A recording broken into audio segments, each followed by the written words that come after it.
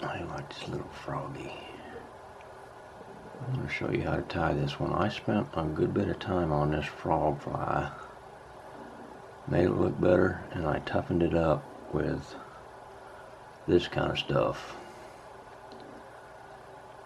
It's basically nail polish meant to harden the nails, and it really works.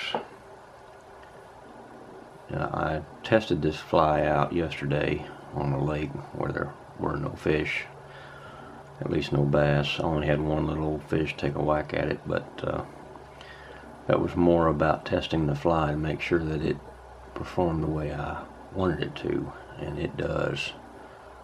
This is basically 5 layers of foam. There's 3 on the inside, covered by a cape to mount the eyes, and it does pop, it does dive a little, it tends to land correctly in the right orientation in the water like this. When it didn't land correctly, one little tug and it straightened right out. I'm going to redo this fly, a version of it. I'm going to use a slightly bigger hook because I think I'm going to need the strength.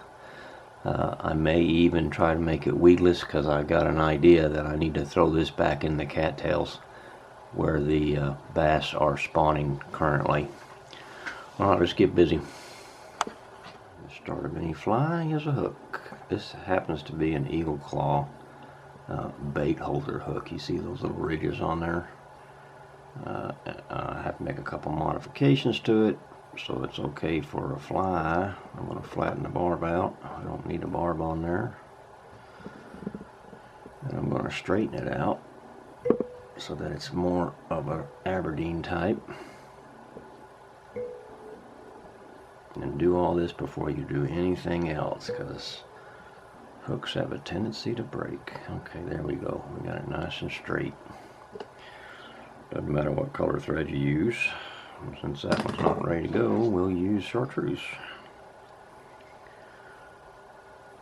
This part can be as difficult or as simple as you would like. I'm going to stay with simple. Thread back to about the point of the hook. On this particular hook, it's not a particularly long shank hook, so I'm going to try to condense this to just the bare minimum of components. Alright, I'm going to put in a spinnerbait skirt at the very start. The very first component, a spinnerbait skirt. This gives it something for the fish to look at. I'm gonna rewrap this so that it stays on top of the hook. If you pull it up like that, you can keep it on the top of the hook. Alright, I'm gonna tie in another one. There we go. I'm gonna put it on the back side of the hook. The thread right along there. Alright, now I got some nice little legs. Now what I'm going to do is I'm going to take some deer hair. In this case I'll just use some chartreuse. It doesn't take much. This just helps hold this stuff away from the bend of the hook. And I'm going to double this stuff over. Put it out like this. And I'm going to get it to wrap around the shaft of the hook.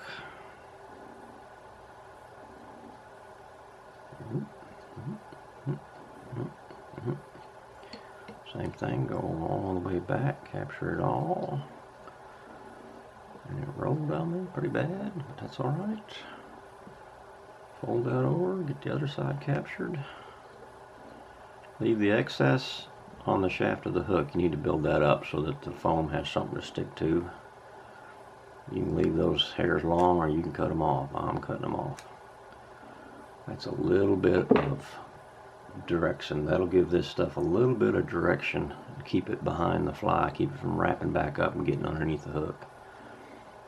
The next layer is going to be some sort of hackle feather. See if I got a good one here. Actually, I think what I'll do, I've got some marabou. I'm real good or real bad, depending on how you look at it, about using the materials I've got access to on my messy fly desk. So I'm going to use some of this marabou, just a little. That'll give the back of this fly some more mass, some more for the fish to look at and tantalize. Try to get it so it spreads out nice and even. There we go, that looks good. Let me find a hackle feather. I got a green one. What the heck will we use that? I've got a green feather with some long strands. So we'll just tie this in. Spread that out a little. Go ahead and tie it in way up front. And tie it in by that heavy shaft. Move it around to the front. Let's wrap that down to the end point. Back up. And then start hackling this thing so that the fibers will spread out for me real nice. Go back over the fly. This is the creative part. And it doesn't, I mean, it doesn't have to look pretty because you're going to bury most of it. But this just gives the back of the fly something for the fish to, you know, sit there, because you know, generally the fish that take this frog fly are the hungry ones. The ones that inspect it real close, they're not hungry. They're the ones that are very difficult to get to bite anything. Alright, let's capture this best we can. Run my thread back here. Like I said, don't worry about this, what this thing looks like overall, because you're just trying to get some mass to it.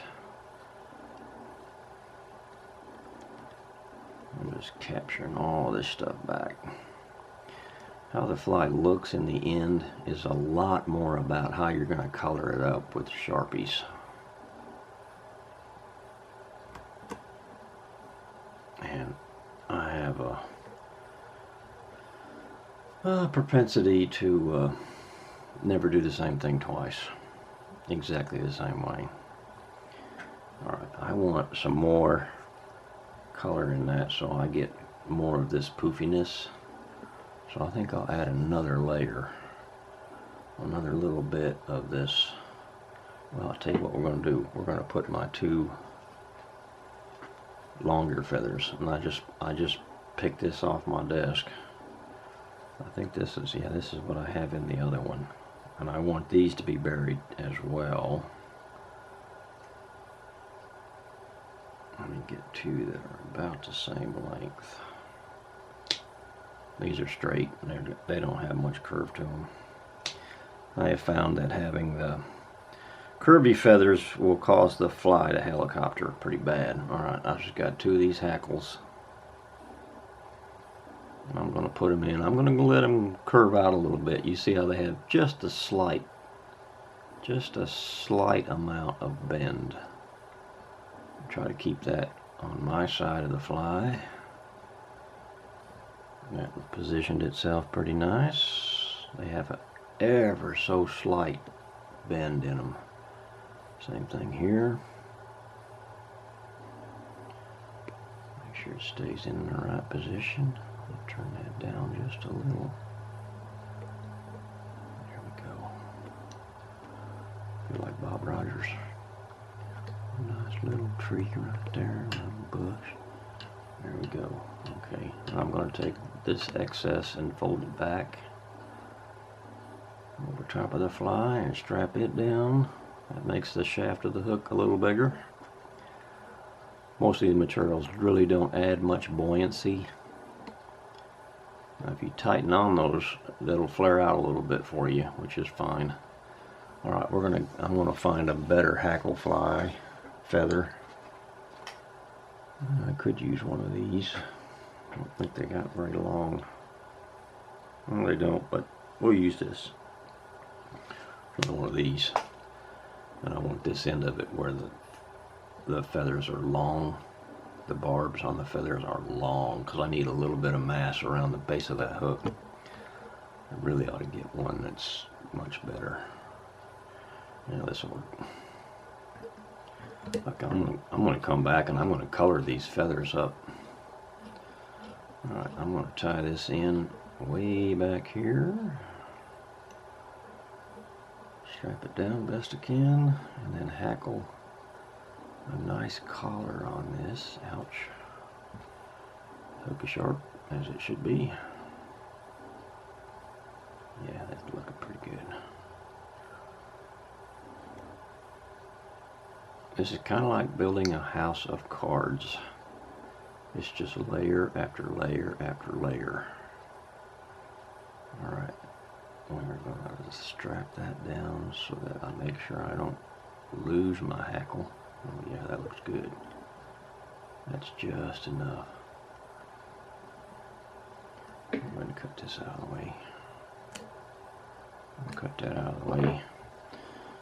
Alright, that's enough for the back of the fly.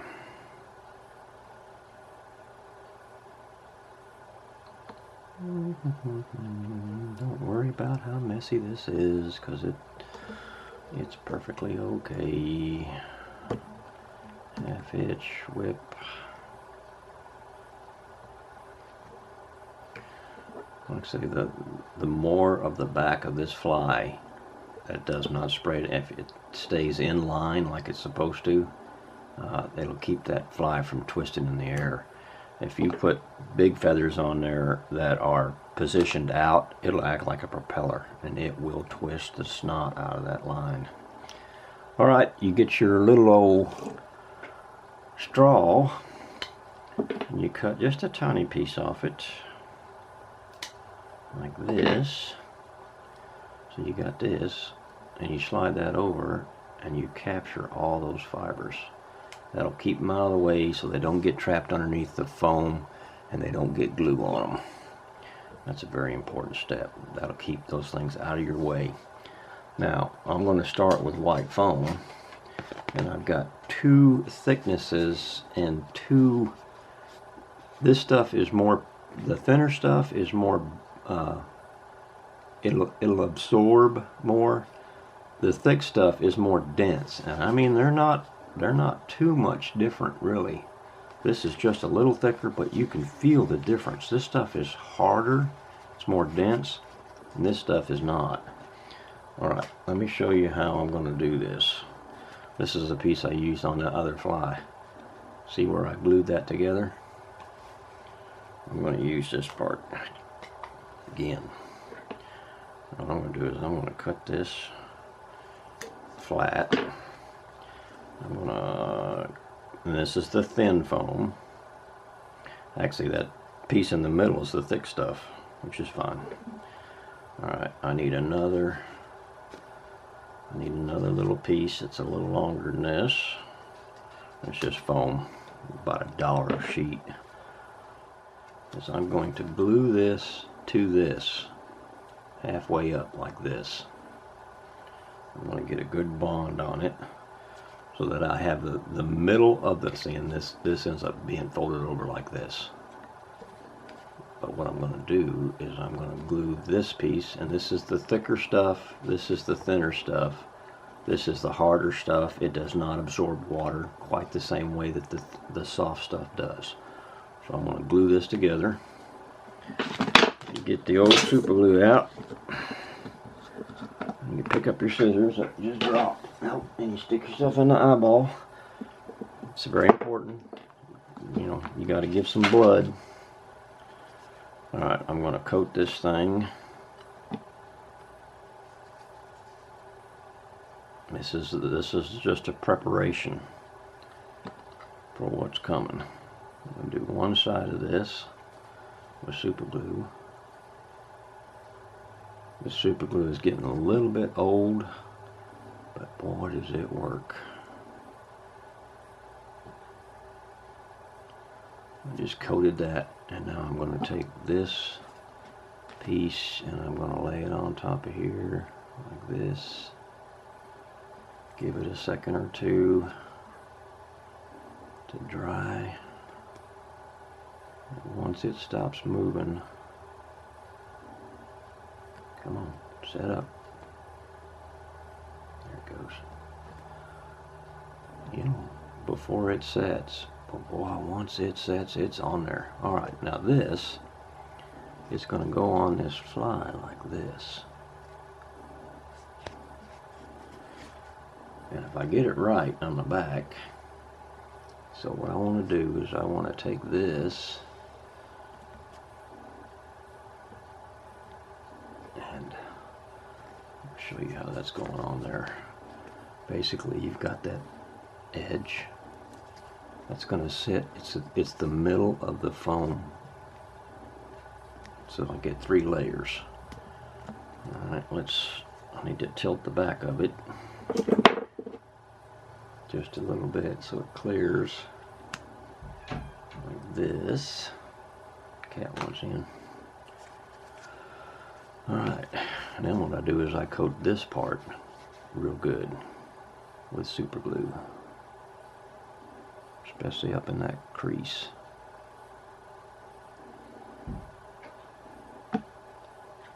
These do take a while. Might have to go back to Giddings tonight or today. Service call out there. If I do, I might go up in the creek and see if I can't find a bass or two. Alright, we do this. We make sure that thing is sitting in the middle. With that amount of glue, this thing should never rotate. The foam will tear itself apart before it lets loose. This is only the first layer. Boy, I need to make this thing so I can turn it. What I'm going to do, I'm going to glue this damn thing in there. There. See how it's got 3 layers?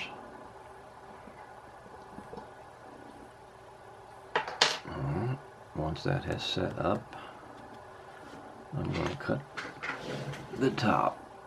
And I'm going to keep this one a little bit lower. Don't worry if it ain't perfect. Ain't no such thing as a perfect fly. Unless you're in a competition to make a perfect fly, which I am not. I'm going to leave that all on there. All I'm going to do is do a little trimming. There we go. And that is perfectly good. Now, I'm going to take a piece of the thicker. Is that the thicker? No, that's the thinner.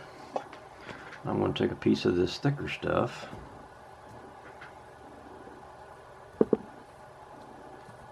Oh yeah, that's on there forever. I might have got it back not quite far enough, but that's okay. It'll flare out. Once I let that collar loose, it'll flare out and cover up anything that I've missed. Alright, so now what I need is a little short piece. Just cut that clear off. Like this. I'm going to fold it over because this is going to be the cape. This is the top. And I want it to extend only to about the hook shaft. I'm going to take that and cut it like this first.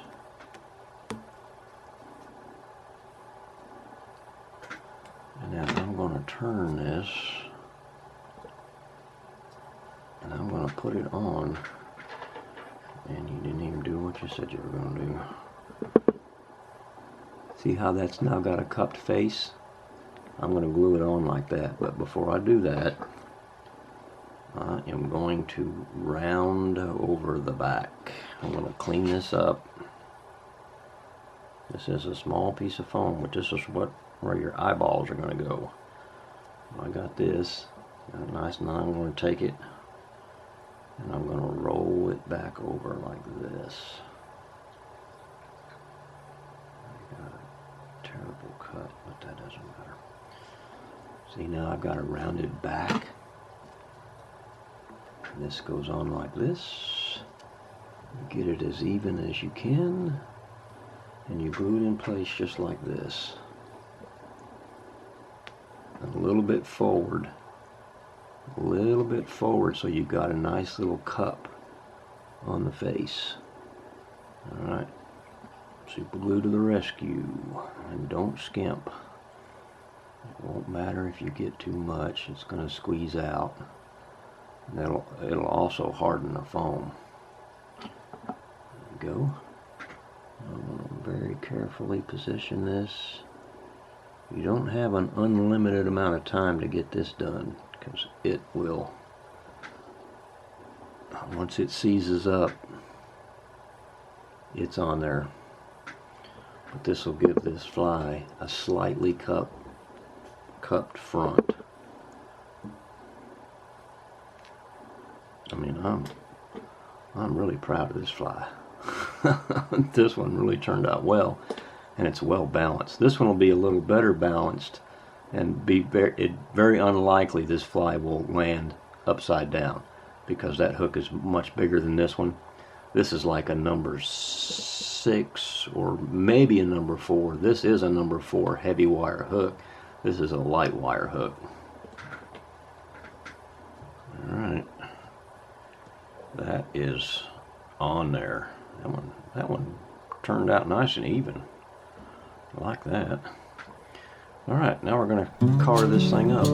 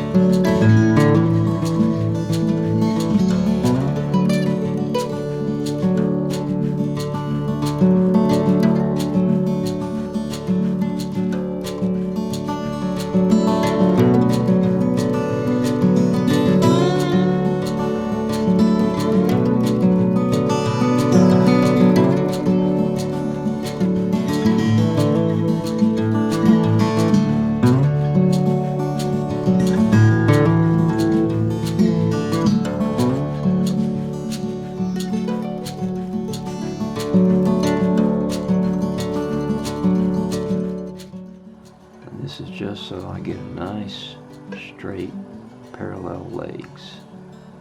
I'm going to put them just above the shaft of the hook and try to get them square. That's not going to be perfectly square, but it's perfectly good enough. Then what you do is you pull this out. If you've got a big needle, that works well to run these through, and I don't have mine at the moment. So I'll just use my bobbin threader. I'm going to take these, I'm going to put them in half like this. I am going to tie the two sides together with just a simple overhand knot. I'll show you why that's important. Try to get that knot worked into the middle. Try to get that knot in the middle of your legs. Tighten it down real good. And this is when you find out if your spinnerbait skirt is any good. Alright. What we do is we run this through the hole you made, which should be right about here. Come on now. Where are you? That's why it's easier to do this with a needle, which I probably ought to spend the time to go find it. But anyway, there we go. Now you take these loose ends and you thread them through this thing, and then you pull these through right like that. If you can see that knot, I'm going to pull that knot into the middle of the foam, just like that. All you got to do is get it inside that foam, and that'll seal the legs right where they are. I'm going to cut that. I'm going to pull these back, and I'm going to, whoa, whoa, whoa, watch what you're doing, Ben. I'm going to pull these legs and cut them at the bend of the hook so that they cannot catch underneath that hook. I like them to start out a little bit long. You know, you got to remember, this is about like being a carpenter. You don't make mistakes, you make adjustments. That'll keep both those legs from getting caught underneath. That stuff still hasn't dried yet. And I've got them a little bit uneven. That's pretty close. We'll leave them like that. Now what I'm going to do is I'm going to take a black magic marker and I'm going to stretch these just a little and put some nice little stripes on these legs. I'll do the same with the back in a minute.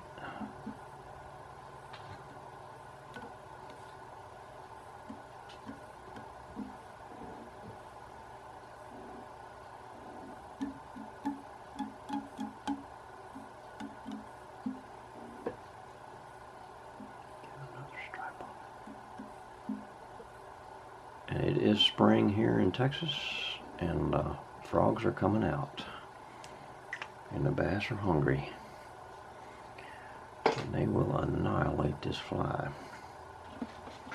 Hopefully, find the right group of bass. You cut that little collar off, you let this stuff puff up.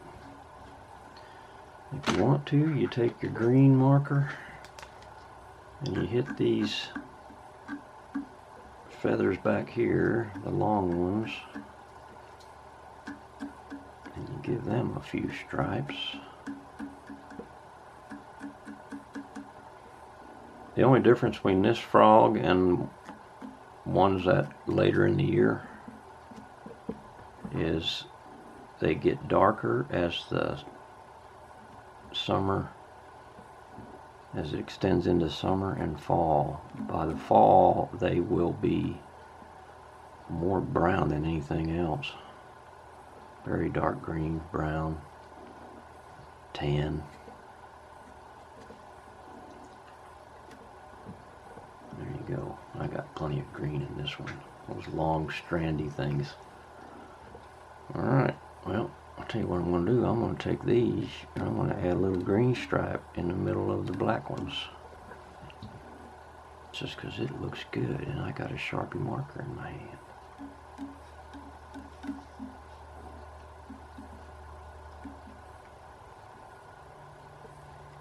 I'm definitely not a fast foamy fly. A fast foam froggy fly. That's not fast. Let me do the back end. I'll grab these spinnerbait skirts in the back. I could leave them white, but why? I got Sharpies.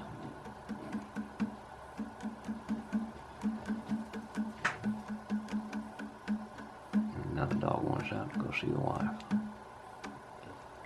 Alright, there's that. Now let's hit him with the black. This is not a fast foamy fly by any stretch.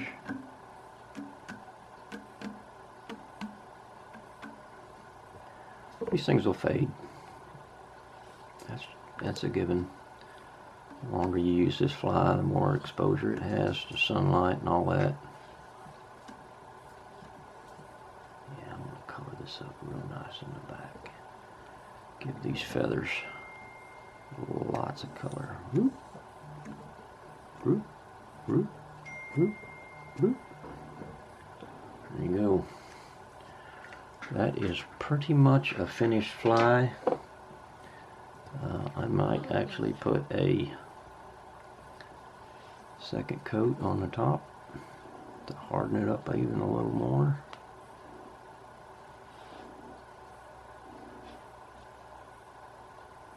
Try not to get that on the spinnerbait skirt.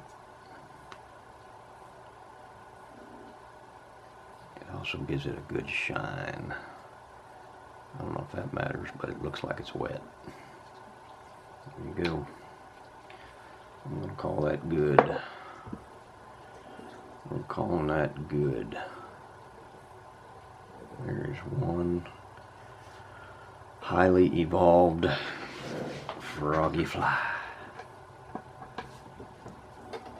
Every technique I know is in that fly. I'm going to let it sit in the vise just like that until it dries. I'll give it all day, and maybe I'll come out this evening and give it a whirly. Take it to the neighbor's pond where the bass are more favorable. Looks a little different than that one, but it is a good fly. Great for the summertime.